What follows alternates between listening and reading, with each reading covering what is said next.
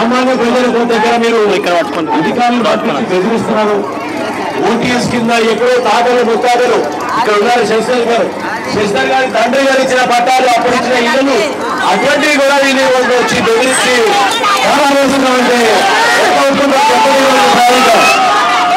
మీరందరూ కూడా ఎన్నో మనసుతోటి ధైర్యంగా ఉండండి. మీరు ఎప్పుడు పవన్ కళ్యాణ్ గారు ఉన్నారో జనసేన పార్టీకి వెళ్తుంది. ఈ ప్రభుత్వం దిగి రావాల్సిందే. ఓటీఎస్ పథకాన్ని తప్పకుండా మనం వ్యతిరేకిద్దాం. ప్రతి వర్గానికి దెబ్బపడుతుంది జగన్మోహన్ రెడ్డి గారి ప్రభుత్వం. మొన్న చూశాను మీరు ఎంప్లాయీస్ పాపం ఈ ముఖ్యమంత్రి గారి వారికి మాట ఇచ్చింది. ప్రభుత్వంలో వచ్చిన 4 రోజుల్లోనే మీ అందరికీ జీతాలు పెంచేస్తాను, సీపీఎస్ రద్దు చేస్తా అని చెప్పాడు. ఈ రోజు కనపడడం లేదు.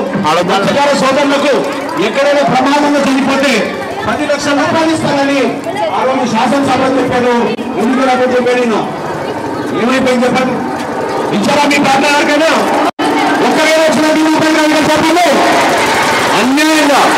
అన్యాయంగా మీరు ఓట్లు ఎంచుకుని ఆ రోజు మిమ్మల్ని భయపెట్టించి దాని తర్వాత ప్రతి ఎన్నికల్లో కూడా ఈ విధంగానే ప్రజల్ని రెచ్చగొట్టి భయపెట్టించి ఓట్లు ఎంచుకున్నారు తప్ప నిజాయితీగా నిలబడలేదు.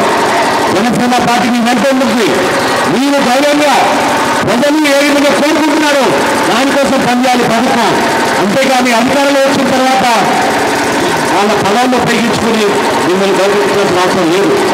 20వ తారీఖున నర్సాపురంలో పవన్ కళ్యాణ్ గారు భారీ భోజన సభ ఏర్పాటు చేశారు. కేవలం మత్స్యకారుల కోసం, మీ అభివృద్ధి కోసం, మీ వికాసాల కోసం మా జనసేన పార్టీలో కూడా పవన్ కళ్యాణ్ గారు మత్స్యకార వికాస విధానం ఏర్పాటు చేశారు.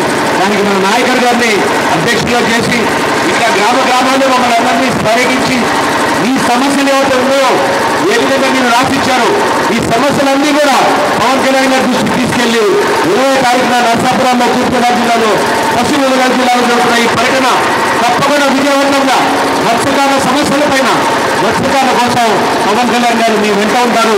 మీరు కూడా అదే ధైర్యంతో రాబోయే రోజుల్లో మీరందరూ కూడా జనసేన పార్టీకి ఓటేసి ఎన్టీసీ కొత్త ఫలితాలు తీసుకురావాలని, మంచి నాయకత్వం అవసరానికి శశిధర్ గారు లాంటి మంచి నాయకులు ఈ ప్రాంతంలో జనసేన పార్టీని గెలిపించండి. రాష్ట్రానికి మంచి నాయకత్వం పవన్ కళ్యాణ్ గారు తీసుకొస్తారు.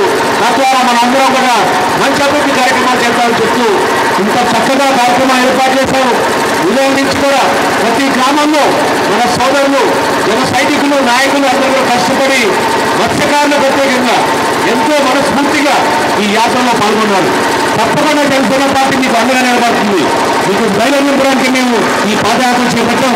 ప్రతి ఊర్లో కూడా ఈ విధంగానే ఈ సభలు ఏర్పాటు చేసి ప్రజల్లో చైతన్యం వచ్చేటట్టు మీరెవరు కూడా జగన్మోహన్ రెడ్డి గారిని చూసి వైఎస్ఆర్సీపీ చూసి భయపడాల్సిన అవసరం లేదు. మీకు జనసేన పార్టీ ఉంది, మా నాయకులు గారిని మనస్ఫూర్తిగా మిమ్మల్ని అభినందించి సెలవిస్తున్నాను. జై జనసేన, జై జనసేన.